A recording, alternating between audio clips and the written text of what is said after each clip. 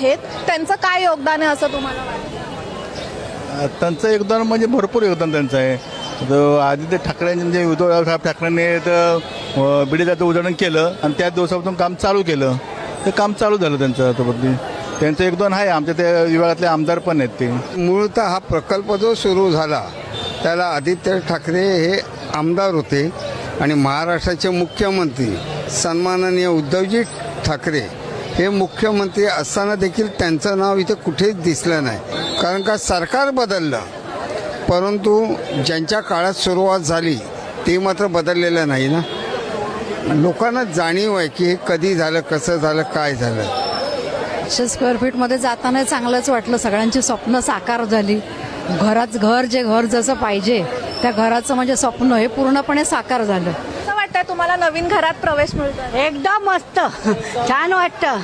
आम्ही खूप आनंदाने जाणार आहोत, आनंदाने राहणार आहोत आणि खूप आमचं वर्षाचं हे स्वप्न पूर्ण झालंय. आपले स्थानिक आमदार वरळीचे आमदार आहेत, जे वरळी विधानसभेचे आमदार आदित्य ठाकरे, त्यांच्यामुळे काही शक्य झालं आम्ही तर तेच म्हणू. मी तरी म्हणेन की आदित्य ठाकरेमुळे सगळं झालं. खरा पाया त्यांनी घातलेला आहे. आदित्य ठाकरेंमुळे झालं. हा, आदित्य ठाकरेंनी पाया घातलाय आणि याच्या पुढे ह्या लोकांनी केली ती गोष्ट वेगळी, पण खरं श्रेय आम्ही आदित्य ठाकरेलाच देणार. मला आम्ही आमच्या उद्धव बाळासाहेब ठाकरेंना श्रेय देणार. बस. कसं वाटतंय ताई तुम्हाला? आणि नवीन घर काय आमचं हे समजायचं एकदम. आमचं स्वप्न पूर्ण झालं. छान आनंद झाला.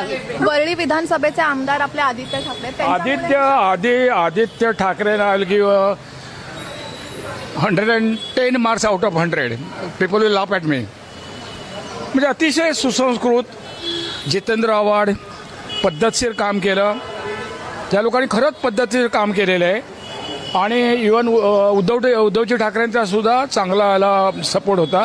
ह्यांचं जेवढं श्रेय आहे ना तर आदित्य ठाकरे आणि जितेंद्र आव्हाड आणि इतर जे होते त्यांचं सगळ्यांचंच श्रेय आहे त्याला.